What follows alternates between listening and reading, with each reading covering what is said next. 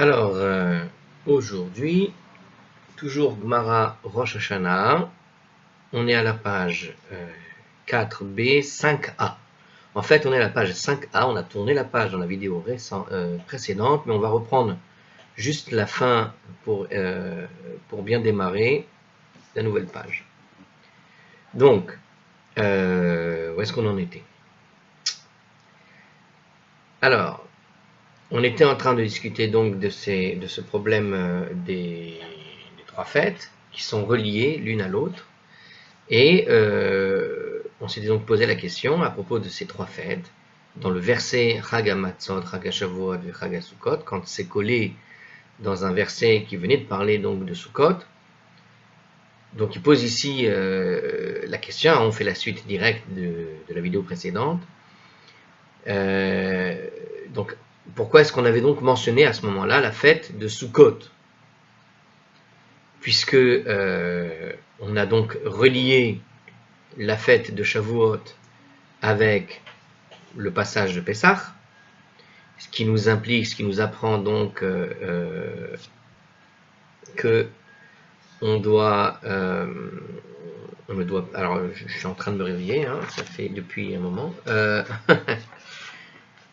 Donc oui, c'est ça. Donc la fête de Shavuot est reliée à la fête de Pessah, en ce qui concerne l'interdiction de ne pas retarder lorsque l'on prévoit de faire des vœux, etc. D'accord? Lorsqu'on a fait un vœu, d'offrande, on a prévu, on veut offrir des offrandes, ou bien il y a des obligations qu'on avait citées dans une autre vidéo, toute une série d'obligations, toutes ces choses-là donc sont reliées finalement à la fête de Pessah. Hein, on a conclu que finalement, Shavuot, le passage de ce verset qui relie ces trois fêtes, est lié finalement, ici, Shavuot est relié à Pessah pour ce qui est des tashlumin, c'est-à-dire du temps qu'il y a, qui nous reste à pouvoir nous acquitter des vœux en tout cas dans la mesure des offrandes et autres, que l'on a fait. Donc le temps que l'on a pour nous acquitter au temple, on a donc cette période de tashlumin, qui est donc la période de compensation, comme c'est traduit, et qui consiste donc à pouvoir les amener 7 jours après. Alors, on a ces 7 jours clairs dans la fête de Pessah, et le fait d'avoir collé Pessah et Shavuot dans ce dernier verset, ce qui semblait être une redondance, ce n'est pas une redondance, mais c'était pour nous apprendre qu'il y a donc ces tashlumin aussi dans la fête de Shavuot. C'est 7 jours supplémentaires pour venir s'acquitter au temple. Bien. Donc, et on a donc conclu que, après toute une discussion, que finalement, ce terme Shavuot n'était pas en rapport avec le deuxième terme qui est en trop, troisième terme qui est en trop, c'est celui de Sukkot. Je répète, le verset dit Chag HaShavuot, Chag HaSukkot et Chag Pessah. Bon, je l'ai fait dans le désordre, mais le mot Shavuot est donc à relier plus avec Pessah que à Sukkot. Et on a fait toute une discussion qui montre que ça ne pouvait pas être lié finalement à Pessah. En tout cas, pour la règle des tashlumin, avec toute une discussion qu'on a dû rajouter sur la dimension de Shmini Atzeret et une règle générale qui disait que finalement, de façon générale, lorsqu'on a une question de quantité, on se tourne toujours d'abord vers les petites quantités plutôt que les grandes quantités en matière d'obligation, c'est-à-dire que dans notre cas, a priori, Sukkot, on a 8 jours de tashlumin, de compensation. Pessah, on a 7 jours de tashlumin, de compensation, c'est-à-dire toujours, je répète, 7 jours pour pouvoir, ou 8 jours, si c'est Sukkot, pour pouvoir nous acquitter des vœux qu'on aurait faits, d'offrandes et autres, hein, et d'autres obligations. Donc, puisqu'on a 8 jours, qui est une grande quantité par rapport à 7 jours, qui est une petite quantité, donc Sukkot, c'est la grande quantité, 8 jours de tashlumin, Pessah, c'est la petite quantité, 7 jours de tashlumin. On a donc conclu que dans ce cas-là, puisque c'est une règle de la Gemara, dans le cadre des quantités, on va toujours choisir celle qui est petite quantité. Pourquoi? Parce qu'en quantité, il y a une règle générale qui dit que tu as plus de chances de tomber juste sur une petite quantité, de garder la petite quantité dans la main, hein, avec la métaphore qu'on avait prise la dernière fois, que la grande quantité. Donc, on a choisi la petite quantité et on a donc conclu que Shavuot est avec Pessah. Bien. Alors on reprend donc à partir de là, qui est la fin donc de 4b, la dernière ligne. Et donc à ce moment-là, pourquoi, alors on l'a déjà fait, mais on va le refaire. Pourquoi est-ce que la fête de Sukkot est à ce moment-là reliée ici? Pourquoi est-ce qu'elle est en redondance? Si on devait nous apprendre uniquement le principe des Tashlumin pour le Bal Teacher, le principe de la compensation d'avoir 7 jours de battement pour Shavuot avec la fête de la Matzah, puisqu'on a appris cela de Chag HaMatzot, à ce moment-là, donc Chag HaMatzot a sa place dans le verset avec les 3 mentions. Donc Chag HaMatzot, Chag HaShavuot, Chag HaSukkot, donc Chag HaMatzot a sa place, mais à ce moment-là, pourquoi on a rajouté Sukkot? D'autant plus que, on répète, ce verset était le dernier verset d'un long passage qui ne parlait que de Sukkot. Donc pourquoi faire une redondance sur Sukkot à la fin de ce verset? On a fait donc une redondance pour les Matzot, parce qu'on devait donc relier avec les Matzot. Mais alors pourquoi relier? Pourquoi rajouter Sukkot? Là, il y a une redondance qu'on n'explique pas, et c'est ce que la Gemara explique maintenant. Et on avait donc expliqué que la Gemara elle reliait la fête de la Matzah avec Sukkot aussi, encore, au sujet de passer la nuit. Et on avait donc expliqué, il s'agissait de pouvoir passer la nuit d'un jour à l'autre, c'est-à-dire que le deuxième jour, quand tu venais en tout cas au temple pour t'acquitter de ce que tu devais donner, parce que tu l'avais promis, eh bien tu devais rester encore une nuit supplémentaire, on devait y passer la nuit. Et la fête de Sukkot, donc, eh bien, exige aussi de passer la nuit, parce que Sukkot se trouve dans ce verset à côté de Pessah, à côté de Shavuot. Donc Shavuot est redondant, mais elle est redondante pour nous apprendre avec Sukkot, avec Pessah, qu'il faut aussi y appliquer les Tashlumin, c'est-à-dire la période de compensation pour pouvoir venir s'acquitter. Mais la redondance de Sukkot, elle vient aussi nous relier avec Pessah pour nous apprendre une autre notion, qui n'est non plus celle de Tashlumin, puisque Sukkot fait déjà des Tashlumin, on l'a déjà, en tout cas, c'est explicite dans le texte pour Sukkot, donc ce n'est pas pour ça qu'on vient nous enseigner ici Sukkot, mais pour nous apprendre qu'on, comme pour Pessah, on doit passer la nuit. Et la Gemara pose la question, mais d'où tu apprends qu'il faut y passer la nuit? Eh bien, du verset lui-même, car le verset qui parle de ce sujet dit la chose suivante: et tu repartiras le matin et tu iras vers tes tentes. Quand tu vas venir faire tes sacrifices, donc dans le contexte du verset, quand tu vas venir faire tes sacrifices, tu repartiras le matin. Eh bien, tu repartiras le matin, tout simplement, ça veut dire quoi? Ça veut dire que tu vas y passer la nuit. C'est-à-dire que si tu arrives l'après-midi, que tu vas faire ton sacrifice, quand il te dit tu repartiras le matin, c'est que tu dois y passer la nuit. On ne te dit pas de faire le sacrifice la nuit nécessairement, mais en tout cas, si tu viens à Jérusalem, tu y repasseras le matin. Et on avait vu dans les commentaires de ce passage-là que, a priori, même ça semblait bizarre, parce qu'il y a une règle générale où, pour toutes les fêtes et pour tous les cas où tu dois venir faire un sacrifice, tu es censé passer la nuit. Et c'est là qu'on a appris, extraordinaire, d'après, en tout cas dans les commentaires, que, en fait, ça vient nous apprendre que tu passes la nuit quand tu viens, même pour une simple visite. C'est-à-dire que, dans le cadre des pèlerinages, tu pouvais venir aussi bien pour offrir quelque chose que tu aurais prévu, que tu aurais fait comme vœu, mais aussi, tout simplement, pèleriner pour le pèleriner, tu viens, tu visites. Eh bien, même pour une simple visite, on te demande de rester, passer la nuit, tu ne t'en vas pas avant le lendemain.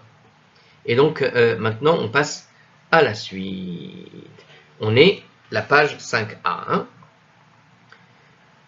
Alors, il a été expliqué que Rabbi Eliezer, alors on va revenir apparemment, c'est ça. Alors on revient maintenant, d'accord, on revient donc sur le sujet de la compensation des Tashlumin, donc j'ai bien fait de le rappeler tout à l'heure. Ce qu'on avait expliqué tout à l'heure, d'ailleurs en début de cette vidéo, donc c'était à propos de Rabbi Meir et de Rabbi Eliezer. On a donc en fait essayé de comprendre par rapport à Rabbi Eliezer et Rabbi Meir ces trois versets, ces trois mots dans le verset qui permet de faire la liaison entre Pessah et Sukkot. On essaie de comprendre finalement pourquoi ils ne se servent pas de ce verset à propos de la loi de Bal Teacher. Alors on va le relire ici, peut-être ça va être plus clair. Donc il a été expliqué plus haut, on était donc dans la page 4b, la page d'avant, c'est-à-dire les versets, les vidéos d'avant, que Rabbi Meir, Rabbi Eliezer ben Yaakov interprétait le verset lors de la fête des Matzot, de la fête de Shavuot et de la fête de Sukkot. Donc c'est ce verset-là, avec la mention des 3 fêtes qui semble redondante, qui enseignait en fait que la fête de Shavuot bénéficie donc d'une période de compensation de 7 jours. Ceux qui s'opposent à eux, le Tanna Kama et Rabbi Shimon, eux, utilisent le verset de manière différente, évidemment. Alors, si on revient même sur le verset, sur la discussion d'au départ, on est en fait toujours dans la Braïta, finalement, avec les opinions à propos de Baal Te'acher, de ne pas retarder. Où est-ce qu'on apprend ne pas retarder, quoi? C'est ça. Avec chacun une opinion très particulière. Donc, et justement, on voit que certains vont utiliser ce verset dans un sens et d'autres dans un autre sens. Alors ici, il nous reste à déterminer finalement qu'est-ce que raconte le Tanna Kama, celui qui avait écrit la Mishnah en premier, et pardon, et l'opinion de Rabbi Eliezer, de Rabbi Shimon, pardon. Alors il y aura encore Rabbi Eliezer après, certainement. Alors on va discuter maintenant, alors finalement, voilà, d'où le Tanna Kama, mais, alors on y va, alors Vetana Kama, Rabbi Shimon ben Eliezer, Tashlumin le'atzeret mena lehu. Puisqu'on a montré que ce verset permet d'expliquer la notion de Tashlumin, effectivement, pour Shavuot. Vu que eux, le Tanna Kama et Rabbi Eliezer, ont utilisé ce verset dans un autre sens, pour nous expliquer Baal Te'acher, de ne pas retarder, à savoir que ne pas retarder, ça prend 1 an, ou vous vous rappelez, c'était en fait, il s'était fixé sur ce verset en disant que l'ordre des fêtes dites dans ce verset disait en gros que ne pas retarder, comme il n'y a pas une date limite quand il y a écrit de ne pas retarder son vœu, quand tu dois aller donner le sacrifice, par exemple, que tu avais promis, tu ne dois pas retarder, mais il n'y a pas de limite à ne pas retarder ici. Donc la question qui s'était posée, pour eux, il s'était servi de ce verset pour dire, voilà, dans cet ordre-là, donc chacun avait donné son opinion, et eux, donc se sont servis de ce verset déjà pour autre chose. Ils ne peuvent pas se servir de ce verset pour dire les tashlumin. Eux, ils se servent de ce verset pour expliquer qu'il faut attendre une année entière en repassant dans l'ordre d'abord Pessah, puis Shavuot, puis Sukkot. Rabbi Shimon, je crois que c'est celui qui disait que tu pouvais même attendre jusqu'à 1 an et demi, plus ou moins, parce que si tu faisais la veille de Pessah, pardon, pas la veille de Pessah, mais si tu faisais juste après Pessah le vœu d'aller offrir un sacrifice, tu devais attendre par exemple le prochain Shavuot, le prochain Sukkot, et tu reviens à Pessah, Shavuot et Sukkot. C'est-à-dire que l'ordre de ce verset te disait que tu devais, j'espère que vous vous rappelez, il faut voir les vidéos avant, que cet ordre des versets te permet en fait de comprendre qu'il faut pas retarder, et la limite de ne pas retarder, quand est-ce que tu vas transgresser ne pas retarder? Lorsque tu vas dépasser les 3 fêtes dans cet ordre-là. Si les 3 fêtes passent dans cet ordre, t'as raté. Et l'autre opinion, c'était uniquement par rapport à la fête de Sukkot, mais c'était aussi avec ce verset. C'est-à-dire qu'ils prenaient comme appui ce verset pour justifier leur opinion. Mais s'ils prennent cette opinion grâce à ce verset, c'est-à-dire que s'ils prennent appui de ce verset pour donner finalement le temps limite de la transgression de ne pas retarder. À quel moment tu retardes? À quel moment tu fais la transgression de ne pas retarder? Ils prennent ce verset.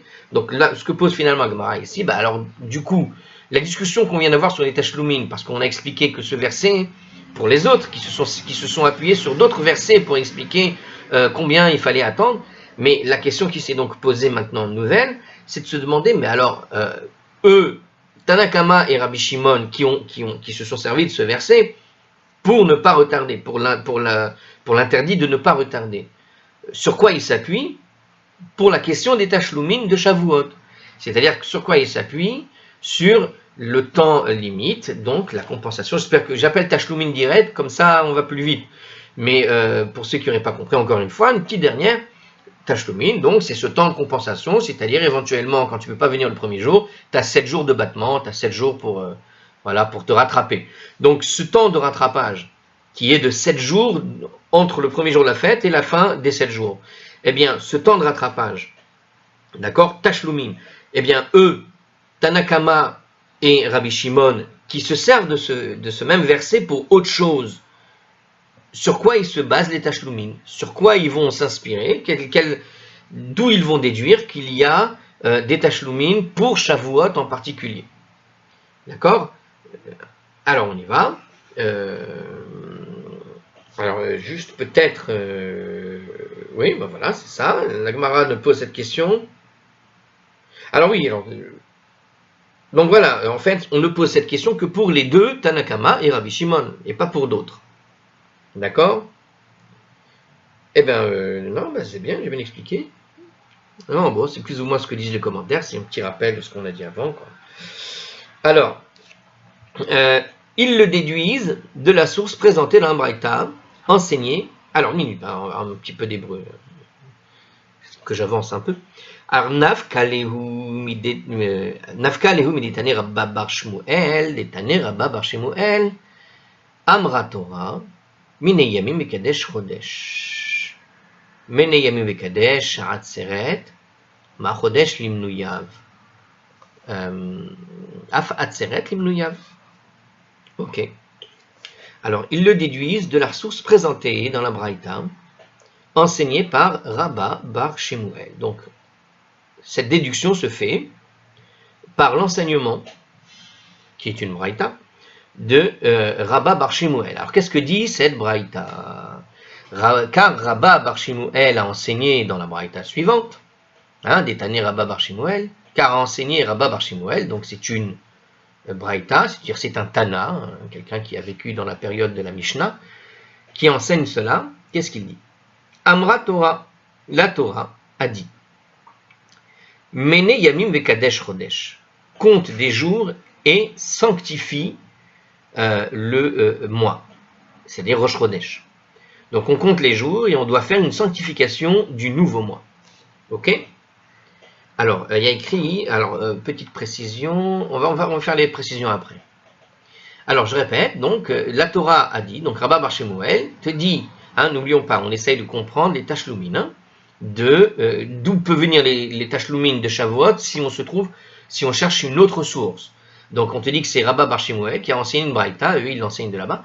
La Torah a dit, compte des jours et sanctifie le début du mois. Mene Yamim Vekadesh Atzeret, compte des jours et sanctifie Atzeret. De même que le début du mois, alors Ma Chodesh Limnuyav, que de même que le début du mois pour une unité de temps sert à compter, c'est-à-dire un jour, de même Atzeret, Af Atzeret Limnuyav, Af Atzeret Limnuyav, même Atzeret est sanctifié pour une période égale à une unité de temps servant à le compter. Alors, on va essayer de comprendre ce qu'il dit avec... alors, ils ont expliqué en réalité là, mais on va essayer de le comprendre soi-même. Essayez de voir, est-ce que vous avez compris ce qu'il raconte là. Alors, le mot Atzeret, ça veut dire la conclusion, mais Atzeret, c'est aussi le nom de Shavuot en fait. Alors, je n'ai pas mis dans la traduction tout de suite Shavuot, pourquoi? Parce que des fois, Atzeret pourrait peut-être désigner autre chose. Alors ici, a priori, c'est Shavuot. D'accord? Donc ça nous fait ça. Donc la Torah a dit, tu dois compter des jours et sanctifier le jour du mois. Alors c'est dans un verset de la Torah, qui se trouve dans les Nombres, où il y a écrit donc jusqu'à un mois de jours. Alors, qu'est-ce que ça veut dire, un mois de jours? Ça indique qu'on doit compter en fait des jours complets, et non des heures, pour déterminer la longueur d'un mois.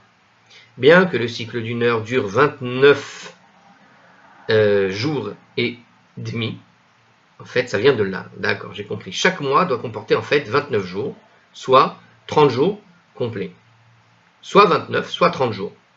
Plutôt comme ça. Le 30e ou le 31e jour depuis le début d'un mois est fixé comme Rosh Chodesh du nouveau mois. Lorsque la Braïta dit que Rosh Chodesh est sanctifié, elle veut dire en fait sacrifié par des moussaf, c'est-à-dire le moussaf c'était le sacrifice supplémentaire qu'on faisait durant certaines occasions, notamment à Rosh Chodesh, requis qui était donc offert ce jour-là. Donc il dit ici en fait, le sens du texte de la Torah, il te dit compte des jours et sanctifie le début du mois. Ça veut dire quoi, compte des jours? Ça signifie ici, ça sous-entend que un mois doit être compté exclusivement en jours et pas en heures. Comme le mois n'est pas, comment dire, un chiffre int en informatique. C'est pas un chiffre décimal. Hein. Un mois, c'est pas 29 jours et demi. C'est toujours soit 29 jours, soit 30 jours. C'est ça ce que ça veut dire. C'est-à-dire que tu dois compter les jours vraiment avec un cycle complet de 24 heures par jour. Un cycle où il y a un début, une fin de nuit, journée. Hein. Or, le cycle de la Lune n'est pas stable. Il n'est pas avec le cycle des jours comme on l'a sur Terre, c'est-à-dire, c'est pas le même cycle. Et donc, il y a un petit décalage en termes de journée.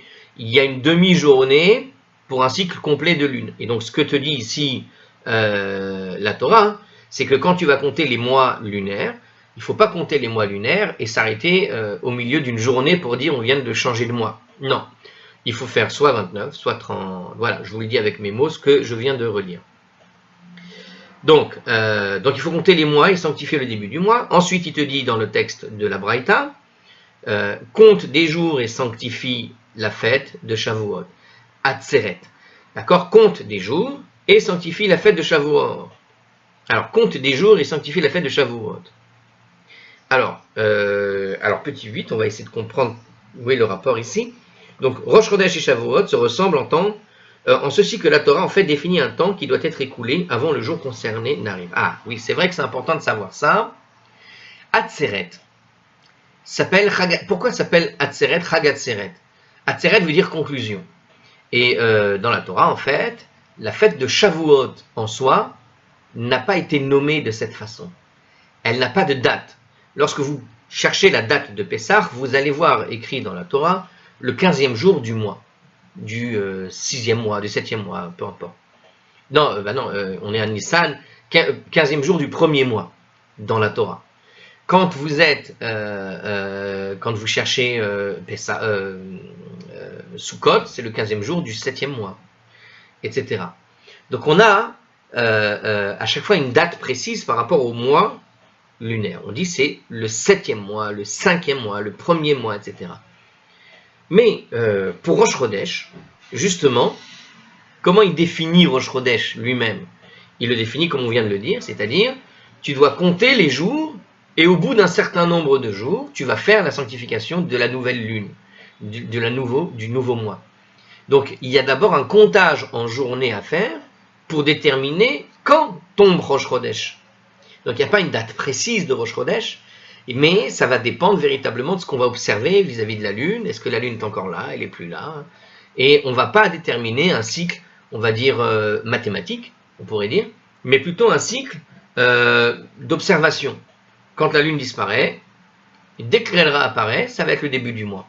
Et je ne cherche pas à déterminer si effectivement il y a eu un renouvellement de la Lune par rapport au calcul des astres.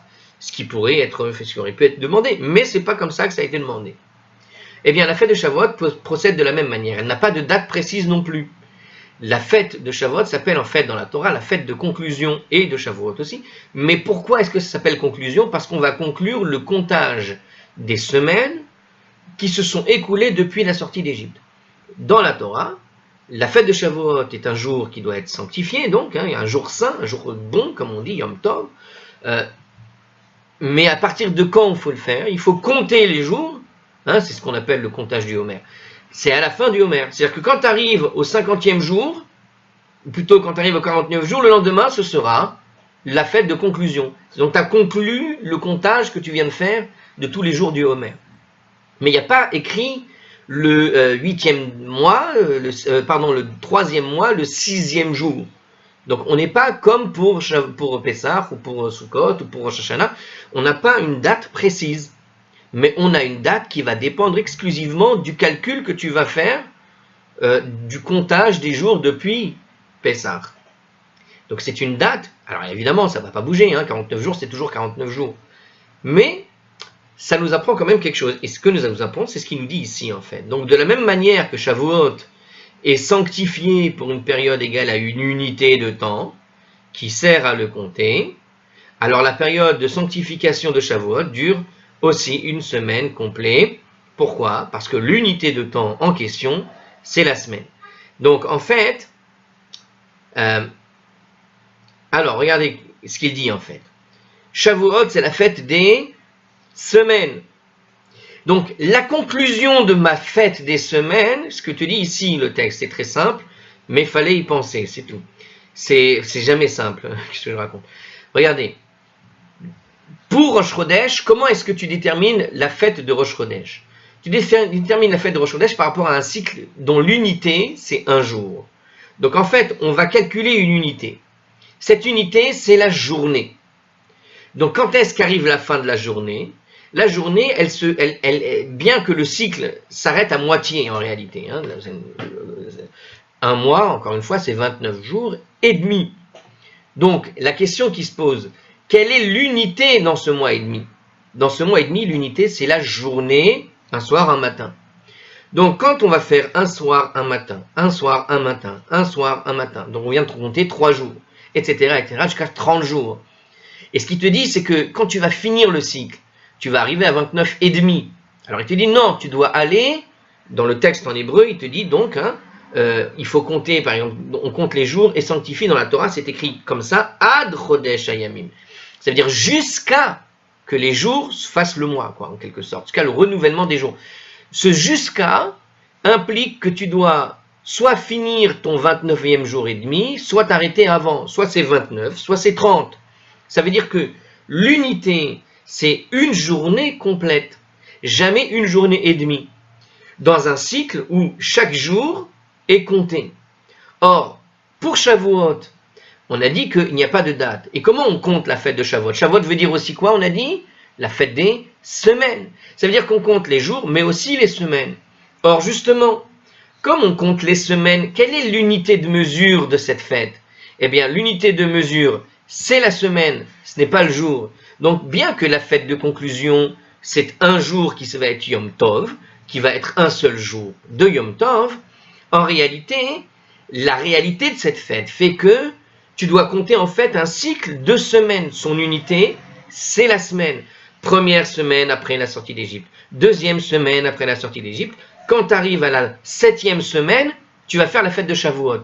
Mais cette fête de Shavuot, en réalité, ce n'est pas juste un jour.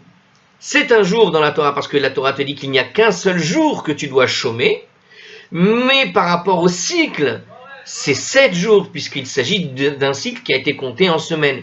Et ce que dit donc le Talmud ici, c'est que puisque tu t'es servi d'une unité de mesure d'un jour pour déterminer le jour de Rosh Chodesh, et que tu t'arrêtes pas à un demi-jour ou un jour et demi, tu ne comptes pas un cycle en demi, comme ça, et bien de la même manière, sur cette unité qui est en semaine pour la fête de conclusion de Shavuot, tu dois compter en fait à chaque fois une semaine, 2 semaines. Donc quand tu arrives à la semaine, quand tu arrives à Shavuot, tu ne dois pas dire c'est juste la fête des semaines avec un seul jour, mais tu dois dire c'est la fête des semaines avec une semaine entière. Et c'est une fête donc qui dure une semaine entière.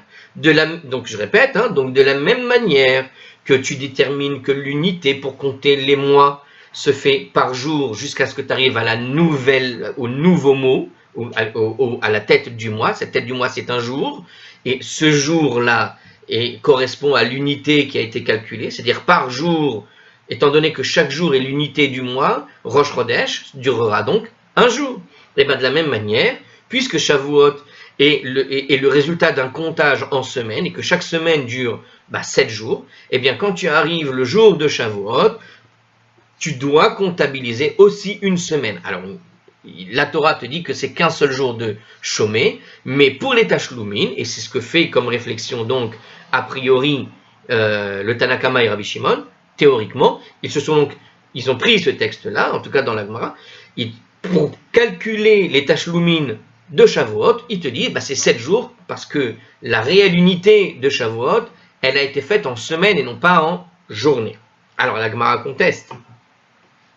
Mais en réalité, on pourrait dire que Shavuot devrait être sanctifié pendant un seul jour. Pourquoi? Alors, je peux vous dire, de ce que je pense moi, effectivement, qu'est-ce que j'ai dit tout à l'heure? Le Homer. Le Homer, c'est donc ce qui nous permet d'arriver jusqu'à Shavuot. Or, le Homer se compte à la fois en jours et en semaines. Donc la Gemara conteste. Alors est-ce que c'est ça la raison que donne la Gemara? On va voir le commentaire. Mais ici il te dit qu'on aurait très bien pu compter Shavuot pour un seul jour. Pourquoi? Parce que la fête de Shavuot, c'est une fête qui se déroule à la fin d'un comptage en journée aussi bien qu'en semaine. Elle ne se compte pas simplement en semaine, la fête de Shavuot, elle se compte aussi par jour. Chaque jour du Homer est un jour comptabilisé. Donc l'unité de mesure pour arriver jusqu'à Shavuot, ce n'est pas la semaine, c'est l'unité, c'est en jour, comme pour Rosh Chodesh. Donc alors je pense que c'est ça qu'ils disent, on va voir le commentaire. C'est ça, Tisperu Chamishim Yom, il y a écrit, ça veut dire que il y a écrit, vous allez compter 50 jours depuis la fête de Pessah, vous devez compter 50 jours jusqu'à ce qu'on arrive à la fête de Shavuot. Puisqu'il faut compter 50 jours, là on voit bien qu'on n'a pas compté que des semaines. Donc on compte 50 jours, les unités, c'est des journées, c'est pas des semaines. Et donc quand on arrive à Shavuot, c'est un seul jour. Très bien. Alors, avant de changer de page, où est-ce que je réponds? Je vous pose la question, mais en fait, je me la pose à moi-même, parce qu'il n'y a personne qui répond là. Allez, donc, bon. Peut-être on repassera dessus dans deux minutes, on va voir, on va faire les commentaires à la fin. Pour celui qui va avancer, on avance tout de suite. La Gemara répond. Alors, Rava a dit, Atu, Atzeret Yome Maninan, Shavoué Lo Maninan. En ce qui concerne Shavuot, est-ce qu'on compte seulement les jours et pas les semaines? Alors la Gemara te dit, justement. Alors j'ai déjà fait un peu la réflexion, apparemment j'ai fait... Alors, donc la Gemara répond en fait, Rava, il dit, mais à Shavuot, on compte pas seulement les jours, on compte aussi les semaines. C'est vrai que dans la Torah, il y a écrit tu dois compter jusqu'à 50 jours, et à la 50e jour, c'est Shavuot. Et donc, théoriquement, on pourrait dire pareil. Mais il te dit, non, on compte à la fois les jours et les semaines. Et pourtant, Vehe Amar Ma. Donc, normalement, on compte aussi les semaines. Et pourtant, le maître a dit, Veha Amar Ma. Et il a dit le maître. Alors, quel maître? Alors, certaines versions de Gemara attribuent cette chose-là à Abaye, parce que dans une autre Gemara, a priori, on va répéter ce on va dire tout de suite, de la bouche de Abaye. Bon, ça fait partie de ces commentaires dont vous comprendrez. Alors, il faut savoir que Rava et Abaye, dans le Talmud, vous avez comme ça plusieurs couples de rabbins qui sont tout le temps en opposition. Rava, il est souvent en opposition avec Abaye, Abaye est souvent en opposition avec Rava. Beth Hillel, Beth Shammai, enfin on a une espèce de couple de rabbins qui sont tout le temps en train de se renvoyer une balle l'un l'autre, plus que d'autres. C'est-à-dire qu'il y a des groupes comme ça, où dans les groupes d'études, apparemment, il y a toujours, quand on va citer Rava, quelqu'un qui va répondre au nom d'un autre Rav qui va être Abaye. Par exemple, ici, c'est Rava Abaye. Mais vous avez comme ça... donc c'était juste une réflexion au passage. Alors, donc qu'est-ce qu'il nous dit ici? Je répète. Mais en ce qui concerne Shavuot, on compte seulement les jours et pas les semaines. Est-ce que véritablement on ne compte que les jours? Pourtant, il est bien dit dans la Torah, mitzvah le minene yomé ou mitzvah le minene Shavuot. Donc il est dit dans la Gemara que c'est un commandement de compter les jours et c'est aussi un commandement de compter les semaines. Donc celui qui va compter le Homer, par exemple, s'il ne compte que les jours, il n'a pas fait la mitzvah. Il faut compter à la fois les jours et il faut compter aussi les semaines. On ne peut pas ne pas compter les semaines. C'est-à-dire, quand on dit compter, il s'agit de pas simplement y penser. Il s'agit véritablement de manifester, de dire avec des mots, à voix haute, on est tel jour du Homer, et on est, en plus de cela, le nombre de semaines en question. Nombre de telle semaine et tel jour de la semaine. Vous voyez ce que je veux dire? Donc on compte à la fois jour et semaine. Donc c'est une mitzvah, les deux, il y a deux mitzvahs. Il y a la même mitzvah, à savoir pour compter les jours et compter les semaines. Je ne sais pas si c'est la même. C'est deux choses différentes et on compte les deux. La Torah demande de faire les deux. Et par ailleurs, argument intraitable, évidemment, comment s'appelle la fête de Hatzeret, qui est la conclusion de ce comptage? On l'appelle aussi, on a dit, la fête de Shavuot, qui veut dire la fête des semaines.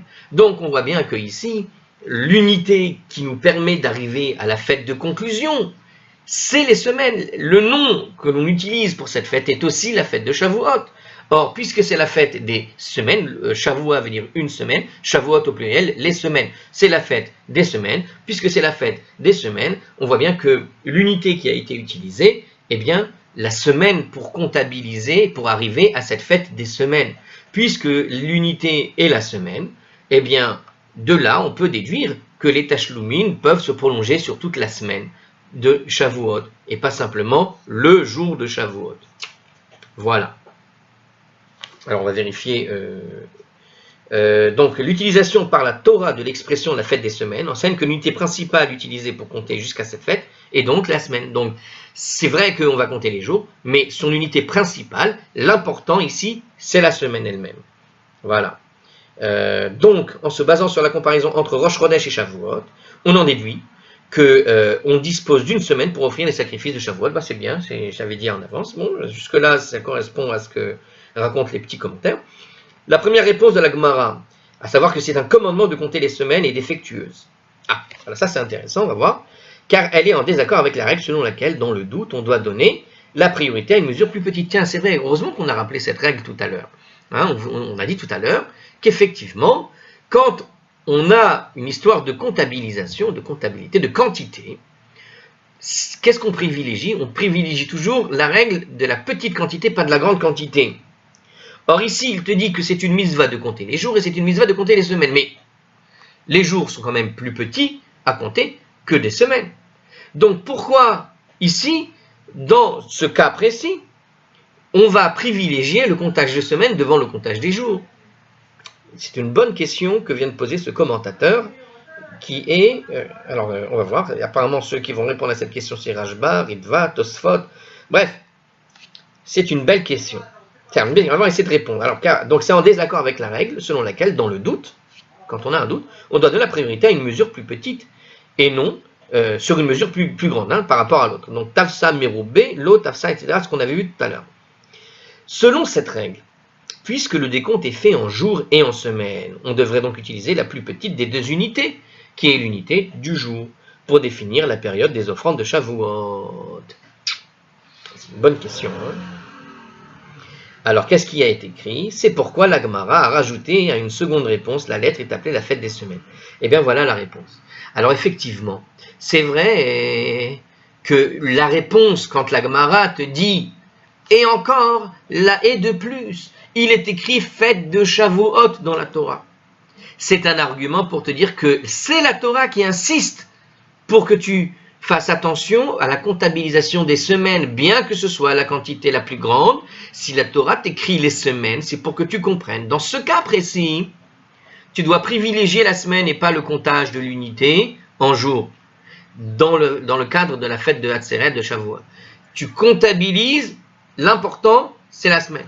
Parce que, normalement, la règle générale, c'est de donner une importance, quand tu as une règle de quantité qui est un doute, tu donnes normalement ta direction vers la petite quantité, pas la grande quantité. Donc tu aurais dû choisir l'unité de jour. Et donc la Gemara insiste ici, parce que quand elle vient de dire, quand la Gemara a juste cité, parce que c'est un commandement à la fois les jours et à la fois les semaines, et que ça rentre dans la question, le questionnement de savoir quoi choisir entre une petite quantité et une grosse quantité, il faut choisir la petite quantité. Alors la Gemara a rajouté que dans la Torah, c'est en plus écrit fête de la semaine, qui nous montre le chemin à choisir ici, entre la petite et la grande quantité. Non, dans ce cas-là, tu dois choisir la grande quantité.